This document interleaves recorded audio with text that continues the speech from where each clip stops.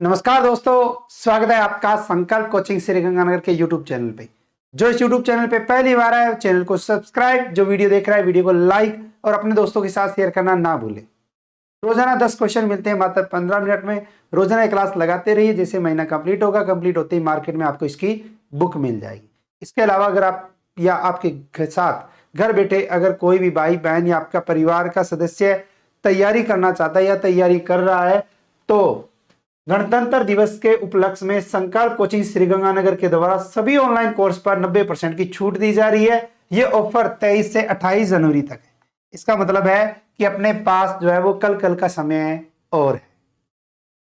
ठीक है, ऑफर का लाभ जरूर ले। इसके अलावा पटवार, बीएसटीसी, प्रयोगशाला सहायक, चतुर्थ श्रेणी कर्मचारी, इन सबके ऑफलाइन बैच 4 फरवरी से प्रारंभ होंगे। इसके अलावा अगर आप आरएस, एसआई, सीईटी, 10+2 या ग्रेजुएशन की तैयारी करना चाहते हैं या आपके घर परिवार में कोई करना चाहता है तो ऑफलाइन बैच 11 फरवरी से प्रारंभ होंगे। ज्यादा जानकारी के लिए संपर्क करें या रजिस्ट्रेशन करवाने के लिए संपर्क करें 98 750 75 725।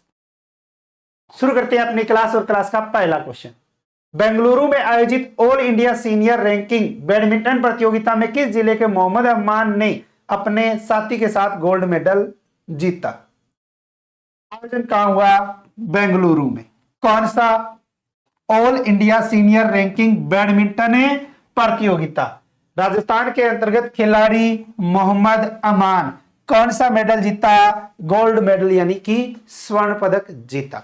तो हमारे राजस्थान के अंतर्गत आता है टोंक जिला। टोंक जिले के आते हैं मोहम्मद अमान। मोहम्मद अमान ने जीता है गोल्ड मेडल। किस प्रतियोगिता में? All India senior ranking badminton प्रतियोगिता में। और इस प्रतियोगिता का आयोजन पूछे कहां हुआ? तो बेंगलुरु में। तो बेंगलुरु में आयोजित all India senior ranking badminton प्रतियोगिता में टोंक जिले के किस खिलाड़ी ने स्वर्ण पदक जीता? तो मोहम्मद अमान ने जीता। मोहम्मद अमान का संबंध किस जिले से है? तो टोंक जिले से। मोहम्मद अमान का संबंध किस खेल से है? तो बैडमिंटन से। बैडमिंटन एसोसिएशन ऑफ इंडिया के तत्वाधान में बेंगलुरु में आयोजित all India senior ranking badminton प्रतियोगिता में टोंक के मोहम्मद अमान ने अपने पार्टनर, अपने साथी मणिपुर के डिंकू सिंह के साथ खेलते हुए पुरुष डबल्स कैटेगरी में स्वर्ण पदक जीता। नेक्स्ट, 27 से 30 जनवरी 2025 माही महोत्सव का आयोजन कहां किया जाएगा? आज से एक आयोजन शुरू होने जा रहा है और वो आयोजन अगर पूछे कौन सा है तो माही महोत्सव। माही महोत्सव का आयोजन राजस्थान में कहां होता है? तो राजस्थान में होता है ये बांसवाड़ा जिले में। किस जिले में? बांसवाड़ा जिले में। तो अगर पूछे कि माही महोत्सव का आयोजन कहां होता है तो बांसवाड़ा जिले में होता है। 2025 में कब हुआ? तो 27 से 30 जनवरी 2025 तक हुआ।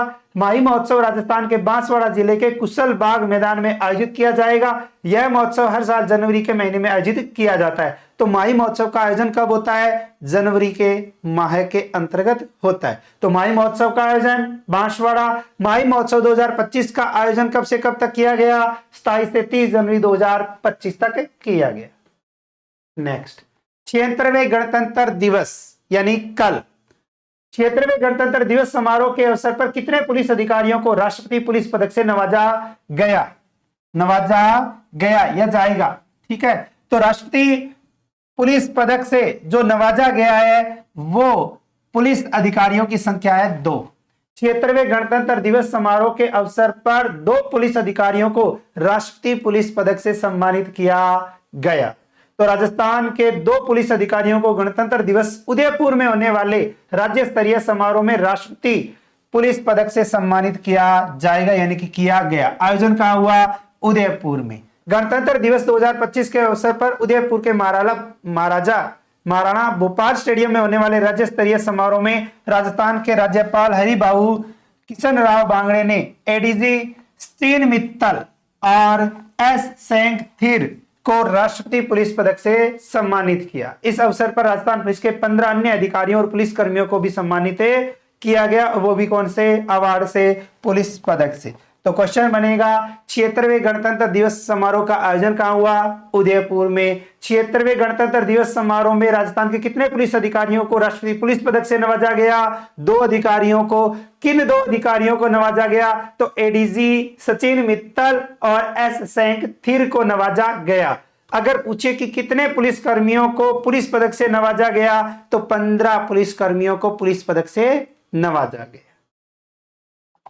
नेक्स्ट, 28 जनवरी से 14 फरवरी 2025 तक उत्तराखंड में आयोजित होने वाले 38वें राष्ट्रीय खेलों में राजस्थान से कुल कितने खिलाड़ी भाग लेंगे? 38वें राष्ट्रीय खेलों का आयोजन अगर पूछे कब होगा तो आयोजन होगा 28 जनवरी से 14 फरवरी 2025 तक। अगर पूछे कि 38वें राष्ट्रीय खेलों का आयोजन कहां होगा तो ये होगा उत्तराखंड में। अब अगर पूछे कि राजस्थान से कितने खिलाड़ियों ने भाग लिया या कितने खिलाड़ी भाग ले रहे हैं तो उनकी संख्या आती है 421। कितनी? 421। तो 38वें राष्ट्रीय खेलों में राजस्थान से 421 खिलाड़ी जो है वो भाग लेंगे। तो उत्तराखंड में 28 जनवरी से 14 फरवरी 2025 तक आयोजित होने वाले 38वें राष्ट्रीय खेलों में राजस्थान का 531 सदस्यों का दल हिस्सा लेगा, जिसमें से खिलाड़ियों की संख्या होगी 421 और 110 होंगे अधिकारी, और राजस्थान के खिलाड़ी 26 खेल स्पर्धाओं में हिस्सा लेंगे।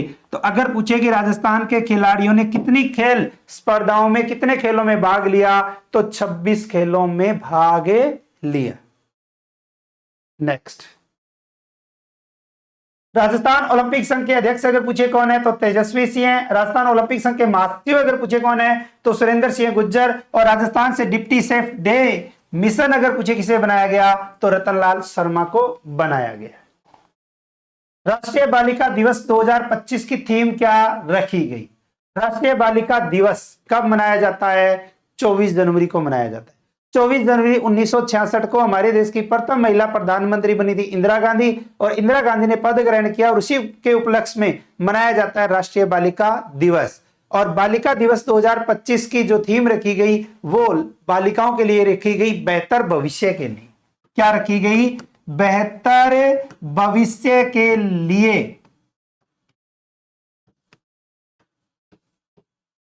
लड़कियों को प्रेरित करना, लड़कियों को प्रेरित करना,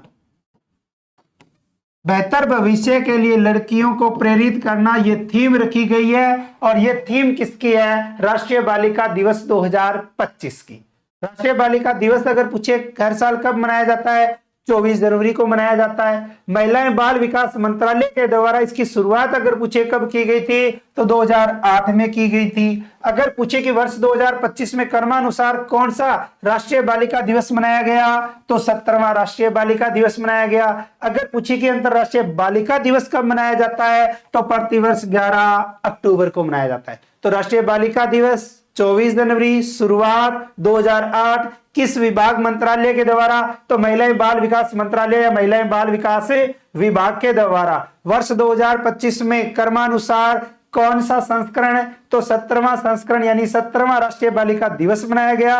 अगर पूछे कि अंतरराष्ट्रीय बालिका दिवस कब मनाया जाता है तो प्रतिवर्ष 11 अक्टूबर को मनाया जाता है। नेक्स्ट, गणतंत्र दिवस 2025 को नई दिल्ली में होने वाली परेड में बीएसएफ ऊंट दस्ते का नेतृत्व किसने किया?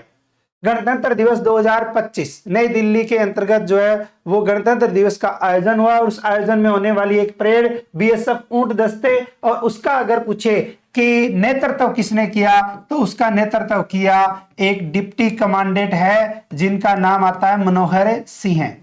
क्या नाम आता है? मनोहर सिंह। और मनोहर सिंह ने जो है वो इसका नेतृत्व किया है। तो डिप्टी कमांडेंट मनोहर सिंह हमारे राजस्थान के डिप्टी कमांडेंट मनोहर सिंह ने दिल्ली में होने वाले गणतंत्र दिवस के अवसर पर बीएसएफ ऊंट दस्ते का क्या किया? नेतृत्व किया। जोधपुर के इंद्रोका गांव निवासी डिप्टी कमांडेंट मनोहर सिंह खींची चौथी बार बीएसएफ के कैमल रेजिमेंट कंटिजेंट का नेतृत्व किया। मनोहर सिंह चेतक नामक ऊंट पर सवार हुए। चेतक भी जोधपुर का ही ऊंट है जो रिकॉर्ड 7वीं बार कर्तव्य पथ पर परेड में भाग लिया। अगर पूछे कि डिप्टी कमांडेंट मनोहर सिंह खिच्ची का संबंध राजस्थान किस जिले से है तो जोधपुर से। इन्होंने किस ऊंट पर जो है वो सवारी की या सवार हुए तो चेतक नामक ऊंट पर सवार हुए थे। चेतक अगर पूछे किस जिले का है तो जोधपुर जिले का, जोधपुर क्षेत्र का जो रिकॉर्ड 7वीं बार बनाया है, और ये रिकॉर्ड बनाया है गणतंत्र दिवस की परेड 2025 में, और जिसमें बीएसएफ ऊंट का दस्ते का नेतृत्व अगर पूछे किसने किया तो डिप्टी कमांडेंट मनोहर सिंह ने किया। नेक्स्ट, उदयपुर में 7वां Vedanta Udaipur world music festival का आयोजन कब किया जाएगा? अगर पूछे किस जिले में किया गया तो उदयपुर में। कौन सा 7वां Vedanta Udaipur world music festival, तो उदयपुर में कौन सा वर्ल्ड म्यूजिक फेस्टिवल का आयोजन किया गया, 7वां। और ये अगर पूछे कब किया गया, ये कब किया जाएगा, तो ये किया जाएगा 7 से 9 फरवरी 2025। 7 से 9 फरवरी 2025 तक 7वां Vedanta Udaipur world music festival का आयोजन किया जाएगा। यह महोत्सव शहर द्वारा राजस्थान सरकार के पर्यटन विभाग के सहयोग से आयोजित किया जा रहा है। तो राजस्थान में आता है पर्यटन विभाग और शहर के सहयोग से जो है वो आयोजित किया जा रहा है। इस बार इसका विषय जो अगर पूछे क्या रखा गया, तो राजस्थान के भूले बिसरे वाद्य यंत्रों और परंपराओं का संरक्षण और प्रचार पर आधारित होगा। इसमें वैश्विक संगीत संस्कृतियों को भी शामिल किया जाएगा। नेक्स्ट, इस 3 दिवसीय महोत्सव में भारत के मशहूर कलाकार शान, कर्ष काले और कनिका कपूर सहित 15 देशों के बैंड जो है वो हिस्सा लेंगे। नेक्स्ट आता है श्रीलंका में आयोजित, किस देश में, श्रीलंका में आयोजित 2nd IGF वर्ल्ड गेम्स। कौन सा, 2nd IGF वर्ल्ड गेम्स में भारतीय क्रॉस बार शूटर्स प्रतियोगिता में राजस्थान की साइमा सैयद और सुहानी बाटी ने कौन सा पदक जीता। तो हमारे राजस्थान की खिलाड़ी आती है साइमा सैयद और सुहानी बाटी, इन दोनों ने जीता है स्वर्ण पदक। आयोजन पूछे कहां हुआ, तो श्रीलंका में। कौन सा आयोजन हुआ, 2nd IGF वर्ल्ड गेम्स। इसमें भारतीय क्रॉसबार शूटर्स प्रतियोगिता और इसमें राजस्थान की आती है साइमा सैयद और सुहानी बाटी, इन्होंने जीता स्वर्ण पदक। तो श्रीलंका में आयोजित 2nd IGF वर्ल्ड गेम्स में भारतीय क्रॉसबार शूटर्स ने राजस्थान की महिला क्रॉसबो शूटर साइमा सैयद और सुहानी बाटी ने शानदार प्रदर्शन करते हुए गोल्ड मेडल पर निशाना साधा है। इस तरह भारतीय टीम में शामिल राजस्थान के शूटर जिनका नाम आता है मोहम्मद मुसब और मोहम्मद अहमद ने भी अच्छा प्रदर्शन किया और इन दोनों ने जीता कांस्य पदक। यानी कि अगर पूछे कि मोहम्मद मुसब और मोहम्मद अहमद ने कौन सा पदक जीता, तो इन्होंने कांस्य पदक जीता। अगर पूछे कि भारतीय क्रॉस बार शूटिंग एसोसिएशन के चेयरमैन कौन है, तो अनिल कौशिक है। नेक्स्ट, राजस्थान विधानसभा में राष्ट्रीय पर्यावरण युवा संसद का आयोजन कब किया गया। तो राष्ट्रीय पर्यावरण युवा संसद का आयोजन कहां किया गया, तो राजस्थान विधानसभा में किया गया। कब किया गया, तो इसका जो है वो आपको ध्यान रखना है, यह पूछा जा सकता है। तो हमारे राजस्थान के अंतर्गत आते हैं वासुदेव देवनानी, यानी वासुदेव देवनानी राजस्थान के स्पीकर। अगर ये स्पीकर ना शब्द आए तो क्या आता है बताओ, विधानसभा अध्यक्ष, लोकसभा अध्यक्ष क्या कहलाता है बताओ। ठीक है, तो राजस्थान के अंतर्गत राष्ट्रीय बालिका दिवस 24 जनवरी और 24 जनवरी 2025 को 24 जनवरी 2025 को राष्ट्रीय पर्यावरण युवा संसद का आयोजन राजस्थान की विधानसभा में किया गया, जिसमें वासुदेव देवनानी की पहल पर युवा संसद का आयोजन हुआ और युवा संसद का प्रमुख विषय था लोकतंत्र में भागीदारी और पर्यावरणीय सुरक्षा। तो राष्ट्रीय पर्यावरण युवा संसद 2025 में विषय अगर पूछे क्या रखा गया था, तो विषय रखा गया था लोकतंत्र में भागीदारी और पर्यावरणीय सुरक्षा। विधानसभा में 24 और 25 जनवरी 2 दिवसीय युवा संसद का आगाज हुआ। राष्ट्रीय पर्यावरण के विधेयक पर देश के युवाओं ने विधानसभा में चर्चा की और विचारें सामने रखी। नेक्स्ट, राज्य सरकार के द्वारा कितने गांवों को अभावग्रस्त घोषित किया गया है। अब ये देखो कि अगर आप ग्राम विकास अधिकारी पटवारी की तैयारी कर रहे हैं तो बहुत ही अच्छा क्वेश्चन बनता है, यानी कि पूछा जा सकता है या पूछा जाएगा। तो हमारे राजस्थान के अंतर्गत गांव आते हैं 5897 गांव। कितने, 5897 गांव। तो 5897 गांव जो है वो राजस्थान के अंतर्गत अभावग्रस्त घोषित किए गए हैं। तो राजस्थान के मुख्यमंत्री भजनलाल शर्मा ने खरीफ सीजन के बाढ़ व ओलावृष्टि से प्रभावित 21 जिलों के किसानों को SDRF से कृषि अनुदान वितरण करने की मंजूरी दी और 20 जिलों के, कितने जिलों के, 20 जिलों के 33% या उससे अधिक फसल खराब वाले 5897 गांव अभावग्रस्त घोषित किए गए, जिसके तहत ये अलग अलग गांव आते हैं अलग अलग जिले के, इतना डीप आता नहीं है वैसे, लेकिन पूछने को पूछा भी जा सकता है। तो थोड़ा सा ध्यान रख लेना कि बूंदी जिले के 486, नागौर के 67, धौलपुर के 58, झालावाड़ के 61, सवाईमाधोपुर के 2, बारा के 1, अजमेर के 592, भरतपुर के 418, कोटा के 345, टोंक के 865, बीकानेर के 45, बांसवाड़ा के 817, बालोतरा के 10, फलोदी के 207, पाली के 155, हनुमानगढ़ के 49, डी के 258, जोधपुर के 262, ब्यावर के 626, भीलवाड़ा के 564 और हनुमानगढ़ जिले के 9 गांव। अब आप ये मत कह देना कि बांस अपने हनुमानगढ़ जिले 2 बार आ चुके हैं, या ब्यावर है, फलोदी है, या डींग है, ठीक है। तो ये सरकार के द्वारा जो डाटा जारी किए गए हैं वो डाटा है, सुजय सार के अकॉर्डिंग मैंने बताया है। बाकी आपको ज्यादा टेंशन लेने की आवश्यकता नहीं। कल आपसे क्वेश्चन पूछा गया था, पूर्व में पूछा गया क्वेश्चन, कोरोना काल में जैविक खेती के क्षेत्रफल में राजस्थान देश में कौन से नंबर पर था? तो ये राइट आंसर आपका आता है दूसरा। और अब आता है क्वेश्चन फॉर यू के तहत आपके लिए क्वेश्चन, और संजय सर जो है वो 2 क्लासें लेके आ रहे हैं आजकल। एक तो सुबह 7:15 बजे लगती है रोजाना 5 मिनट की जादुई क्लास, वो जरूर लगाया करो। सबसे ज्यादा जो है वो बेनिफिट होती है, 5-7 मिनट आसानी से आप निकाल सकते हो।